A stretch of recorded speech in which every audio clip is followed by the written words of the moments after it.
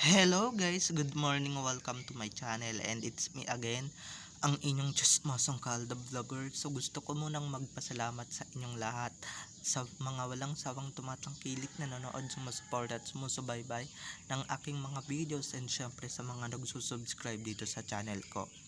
So if you haven't subscribed yet dito sa channel ko, mag-subscribe na kayo para hindi na kayo mahuli sa balita patungkol kina Main at Alden and syempre sa mga boy nila inside or outside man yan sa showbiz or outside man yan sa showbiz, in or out. So ito na, wag ninyong babaktawan o lalaktawan tong ating topic ngayong araw. I'm sure na hindi ninyo pagsisisihan na pinanood nyo to mula umpisa hanggang hulihan, and syempre i-share nyo to para mas lalong lumaganap, okay, sa lahat ng may social media platforms dito sa YouTube. So eto na, dumako na tayo sa ating main topic for today's video. Ito nga, nangyari ito nung July 31, 2024. Dahil itong ka-ADN natin, hindi ko napapangalanan kung sino, tumawag yung friend niya. At ito nga, may dala-dala siyang balita na talagang bonggang-bongga na nakakahindik, nakakatuwang balita. Ito na nga, tinanong niya si Didi, 'di ba? Alam niyo na kung sino si Didi. Na kumusta si Alden at si Main. Yun na nga yung sinabi, matagal na silang mag-asawa. Kabugs! Ayan ha, si Didi nagsabi niyan, hindi yan nagsisinungaling, syempre. At syempre, dapat ganun talaga, dapat hindi ka nahihiya at hindi ka dapat makapalang mukha. So ito na guys, watch this. Mamaya ipapaliwanag ko sa inyo ng buong buo. So ito na guys, watch this.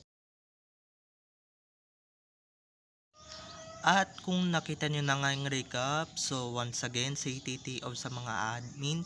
So eto na, dumako na tayo sa ating main topic for today's video. Hindi ko na pahahabain to.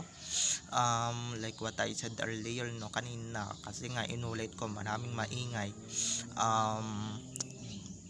Eto nga, dapat ganyan talaga magtanong, no? Dapat ganyan talaga pag lalapit ka sa artista, yung magtatanong ka, and syempre walang kaapog-apog, na talagang diretsahan, wala nang hiya-hiya, 'di ba?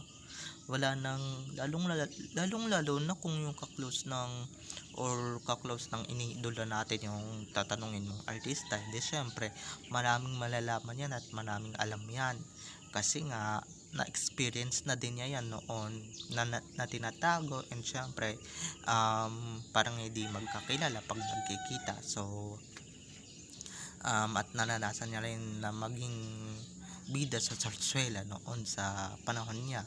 So ito na, dumako na tayo sa ating main topic for today's video agad-agad. Ito nga, no, di binunyag talaga na talagang kahit saang event magkasama talaga si Alden at Main, at hindi lang yon, pati sa Canada syempre magkasama din yung mag-asawang yan, di ba? Mismong sa bibig ni Didi yan na nanggaling ha, at hindi yan gawa-gawa lamang ng ating ka-ADN na friend ng isa pa nating ka-ADN or ng aking source, di ba? At pinagkatiwalaan niya akong ilabas to, and syempre tinanong niya kamusta yung dalawa, at sinabi nga ni Didi na talagang mag-asawa na sila, or matagal na silang mag-asawa, matagal na silang kasal. Yun yung nakakatuwa doon, and syempre yung iba dito, hindi naman din natin ma-expect na talagang mag-iinit na naman ang mga tumbong ng mga kampo ng animales, pero don't mind them, 'di ba? Basta tayo lang nag-enjoy tayo dito sa kinagawa natin, and syempre sa mga nilalabas natin, alam niyo naman tayo, 'di ba? Kada na lang may nilalabas tayong katotohanan and legit information, lalong lalo na 'di ba? Pero ingat-ingat din naman tayo, baka mamaya, 'di ba, mabash tayo or whatever, hindi natin kakayanin, or talagang kakayanin natin, pero wag na lang natin papatulan. Gayahin na lang natin yung mga source natin na na ano na na hindi pumapatol, and don't patol to them. Okay, so like yung tumatawag, syempre yung tumatawag sa ating source, friend niya. So ayan, buti na lang yung friend niya talaga pag tumatawag may mga bitbit na balita, no, may mga bitbit na information talaga ng bonggang bongga. Kaya I'm very very thankful. At least yan, 'di ba, yung mga ganyang tao pag tumatawag, hindi yung basta tawag lang, yung basta hingi, ganyan ganyan.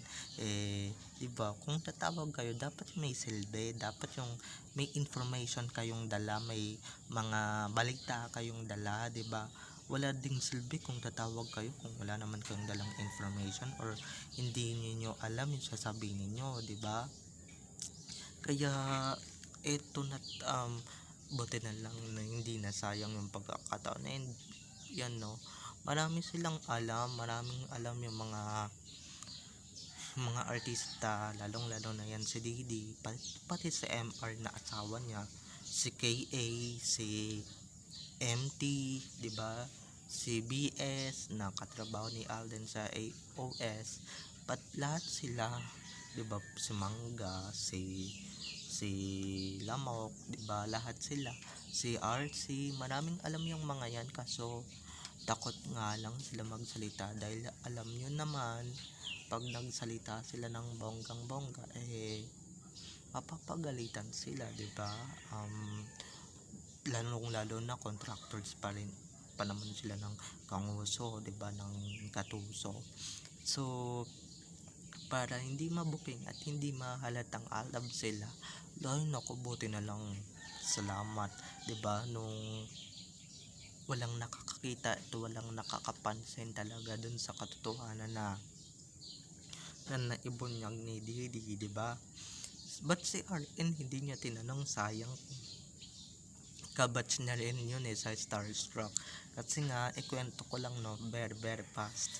Kaya nandoon si Didi at nandoon sa lugar ng friend ng source ko ang mga artista, kasi nga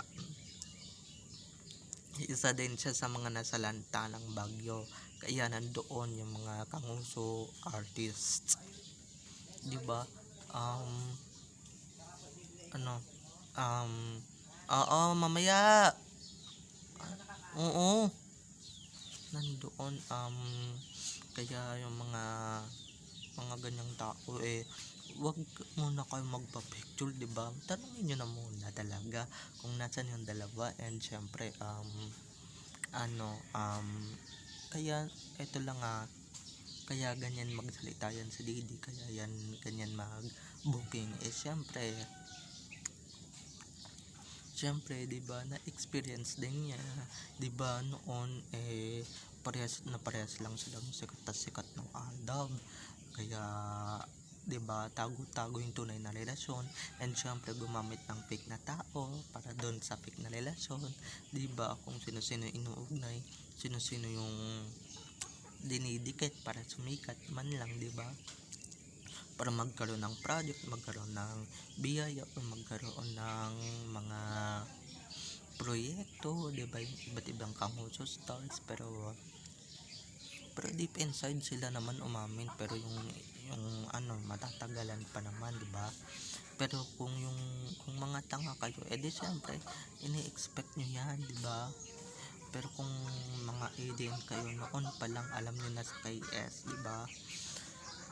Ay naku, talaga, finally, kung ano-ano na yung nasasabi ko, kasi nga natutuwa ako sa binunyag ni Didi. July 31 to in-update. Ngayon ko lang nailabas kasi nga masyadong busy at masyadong maraming ganap, at masyadong marami tayong nailabas nung July, kaya eto na nga, kahapon lang ako nag-start, kaya eto na't ilalabas ko pa yung mga nalalaman ko, and syempre yung mga itinatago kong katotohanan tungkol sa dalawa, Kaya abangan nyo na lang din yung mga susunod ko pang updates and upload sa tungkol sa Aldab Major din. Syempre, dumako ulit. Tara na nga't magtsikan tayo dire-diretso. Wala akong pakialam kung ilang minuto to abutin. 'Di ba? Sana tinanong niya rin si RN, no? I'm sure si RN marami rin alam tungkol sa dalawa, and lalong-lalo na pag nagkakasama sila abroad ni Alden Richards, 'di ba? Naku, lalong-lalo na yung mga kasama niyang sila RC sa abroad, 'di ba? Mag-abroad sila. Mapapansin nilang busy sa phone si Alden Richards. Naku, yung mga yan, kunwari lang yan na sumusunod sa network, pero tignan nyo naman, sumasang-ayon din naman yan kay Alden, 'di ba? Nakikisimpathy din yan kay Alden Richards, lalong-lalo na si Yorme, 'di ba, na makakasama niya. So todo booking na naman yan. Kaya yan yung mga gusto, yan dapat yung tinatanong ninyo tungkol sa katotohanan. Kaya yung mga kumakalat na balita, deadmine nyo na lang, kasi ito na nga, nasa harapan na natin yung katotohanan. Mismong nasa harap na natin. Bulag pa ba tayo? Tanga pa ba tayo para hindi makita yun? 'Di ba? Kaya yung mga pinapakalat dyan, mahin nyo na lang, wag nyo na lang pansinin, and lalong-lalo na kung may friend kayong armin or kati din na fans, wag nyo na lang kausapin, i-block nyo na lang, iwasan nyo na lang, 'di ba? Dahil baka mamaya kung ano pang gulo ang dala niyan, 'di ba?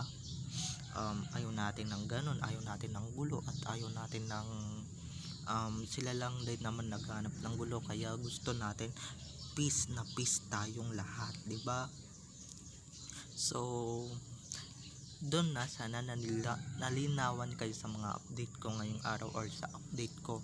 Susubukan ko pang mag-update mamaya, kasi nga 'di ba, I love the update and I love the YouTube. So bye bye na mga ka-ADN, have a nice day, keep safe and God bless. So subscribe na kayo dito sa channel ko, ha. Ongoing on 3,000 na tayo. Bye bye, I love you all.